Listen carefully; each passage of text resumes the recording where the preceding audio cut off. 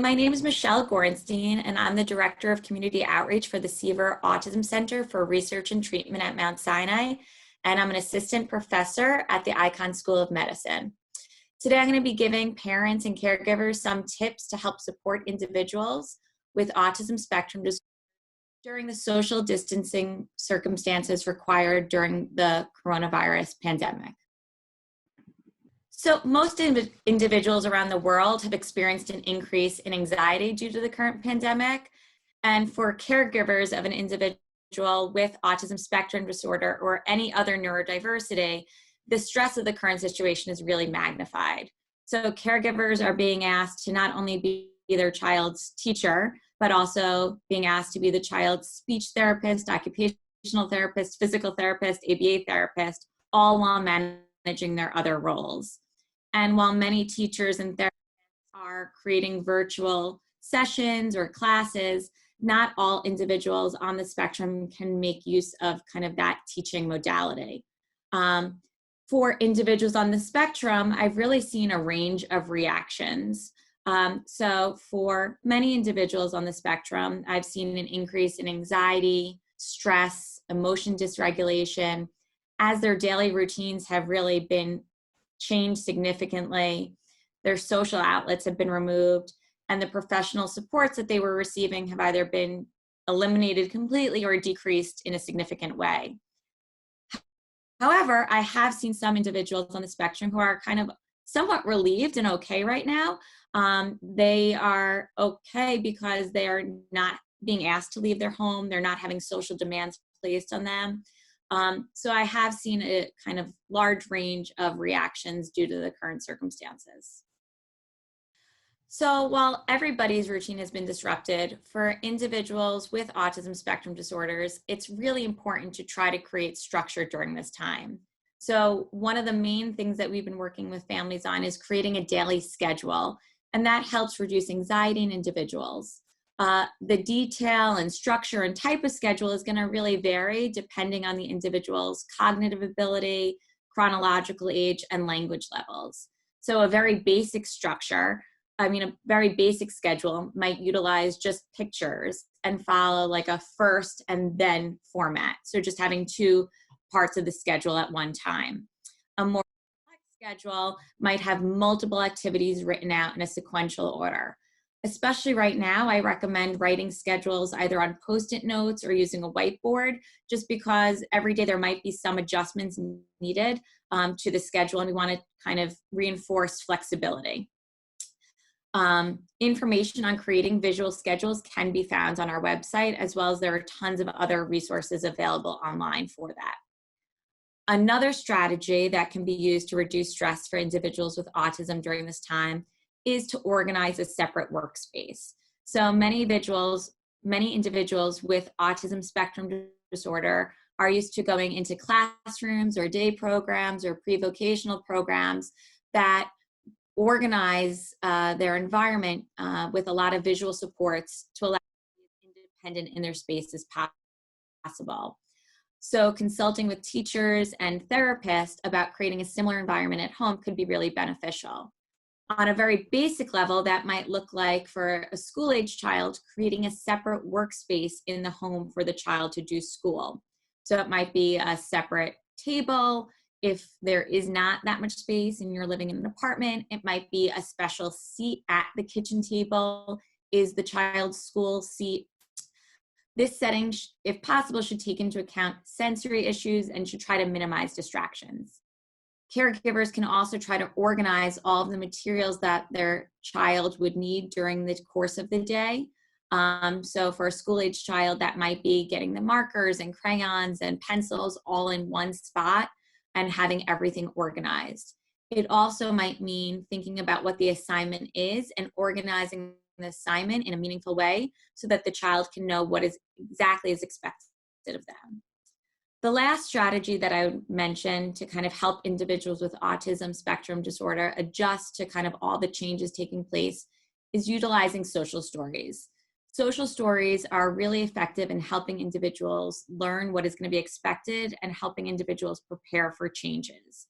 A social story is written in the first person, There are several stories available online for free to help individuals with autism understand the changes taking place during this pandemic. On our website, we have links to several of those free social stories. So taking care of your mental and physical health is a priority during this time, and this goes for individuals on the spectrum as well as their caregivers and family members. So one thing that we have been encouraging all of the families that we work with is to engage in activities that bring happiness. And these should be incorporated into individual schedules as well as the family schedule. So it's really important to incorporate things like family nature walks, movie nights, sensory play, family board game nights. Caregivers should also not forget about their own mental health at this time. So parents, as I mentioned, are being asked to have multiple roles in addition to the roles that they are already kind of having prior to this.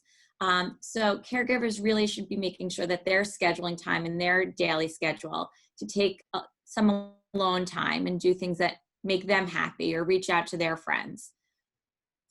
Sleep-related issues are especially prevalent in individuals on the autism spectrum disorders. So during this pandemic, when kind of everybody's schedule has been turned upside down, it's really important for individuals on the spectrum to try to stick to their sleep schedule. So this means going to bed at a similar time and waking up to at a similar time, making sure individuals are not taking extended naps, and trying to stick to kind of evening and morning routines as much as possible. Another important part of mental and physical health is diet. So we want to encourage individuals to kind of maintain eating schedules and to continue consuming a well-balanced diet. It's also important for everybody to stay connected during this time, and this is true for individuals on the spectrum as well. So we do encourage individuals on the spectrum or their caregivers to arrange at least twice a week some kind of social contact with friends and family members. So this might be done over the phone or FaceTime or Zoom or any other social media platform, but scheduling those times is going to help families and individuals feel less socially isolated. And lastly, it's important to stay active. So for kids, they get a lot of this activity at school during recess and gym time. We want to encourage families to get outside if possible, to engage in some physical activity. There are tons of free websites, apps offering free exercise classes for kids, teens, and adults, and we encourage everybody to make use of that.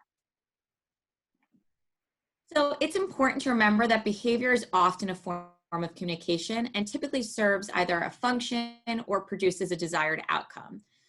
And when somebody comes into the office to help manage behaviors, we're often looking at what is that specific behavior serving. And how we manage the behavior is typically dependent on the function it serves. However, some basic behavioral strategies that can be helpful while your child is at home kind of all day, every day.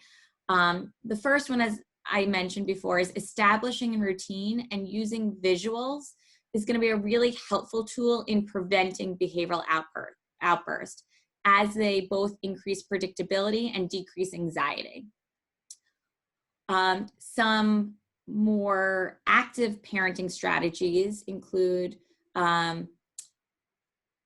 catching your child being good and giving labeled praise. And what I mean by this is if your child is engaging in a task that you want them to do, or kind of following the household rules or utilizing a skill that you taught them, really kind of giving them specific praise. So I really like how you have a calm body right now, or I really like that you're listening to me when I'm talking to you. And that's going to be really effective and kind of encourage the child to continue to do those behaviors. When you are giving a child a command or asking them to complete a task, try to state it in the positive. So rather than saying, stop yelling, you would say, please use an indoor voice. Similarly, when giving a direction or a command, try to use try to use direct instructions to create a clear expectation. So rather than saying, will you start your homework, say, let's do the first math problem. Offer choices to give children kind of a sense of control in a time where they might not feel that much control.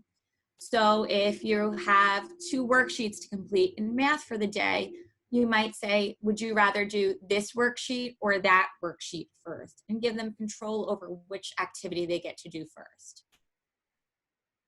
If your child is engaging in unwanted behaviors and there is no safety concerns, like they're not headbanging or doing something that they might get hurt doing, you can try utilizing a strategy called planned ignoring. So planned ignoring is a behavioral strategy where you minimize the amount of attention an individual receives when they engage in problematic behaviors.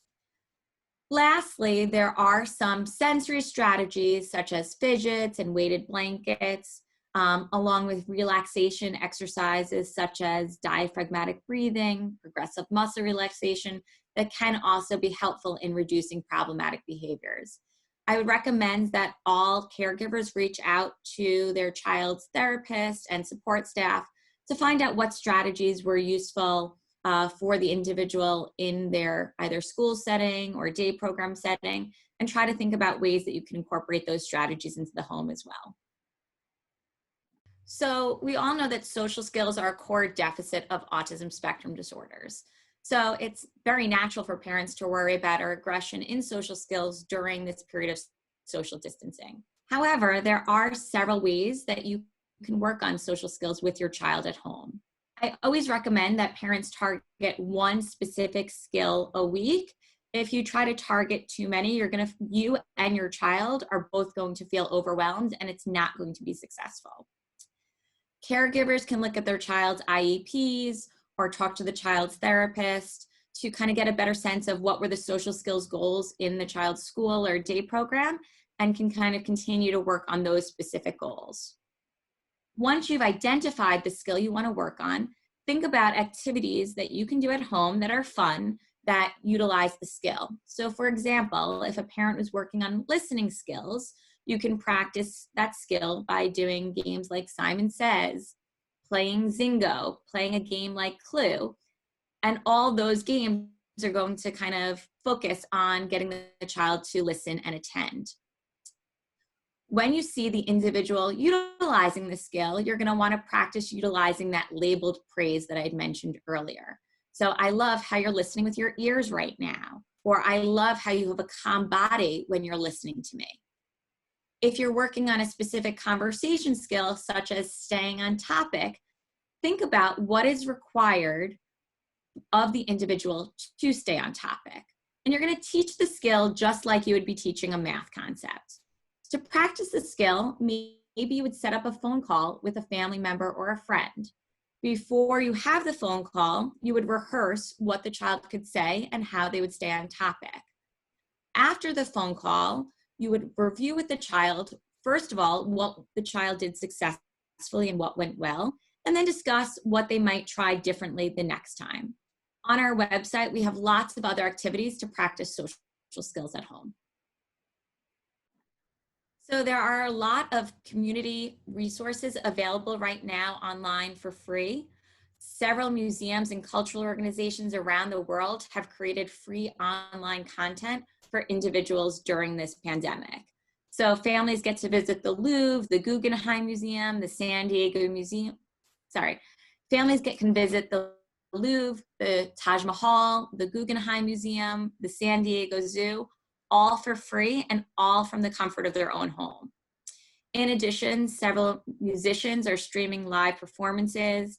The Metropolitan Opera is streaming opera performances. Broadway shows are putting content for free online. And several community centers are offering virtual classes. So if an individual on the spectrum has a very specific special interest, chances are at this point there is free online content or courses related to that interest online. So I would encourage all family members to kind of do some Google searches or look in our website for potential resources that they can access. The coronavirus pandemic is a challenging time for all of us, and it can be especially difficult for individuals with autism and their caregivers. So please know that the staff at the Seaver Autism Center is here for you and your family. We're constantly updating our website and social channels with new information. We've also begun to have a weekly parent webinar with live Q&As. These are typically going to be held on Thursdays these are typically going to be held Thursdays at noon. And you can learn more about those through our social media. We are also uploading all of the slides from our past webinars onto our website. And to find out about more information and resources related to autism and COVID-19, please visit the Seaver Autism Center's website, which is www.seaverautismcenter.org. Thank you, and thanks for joining us.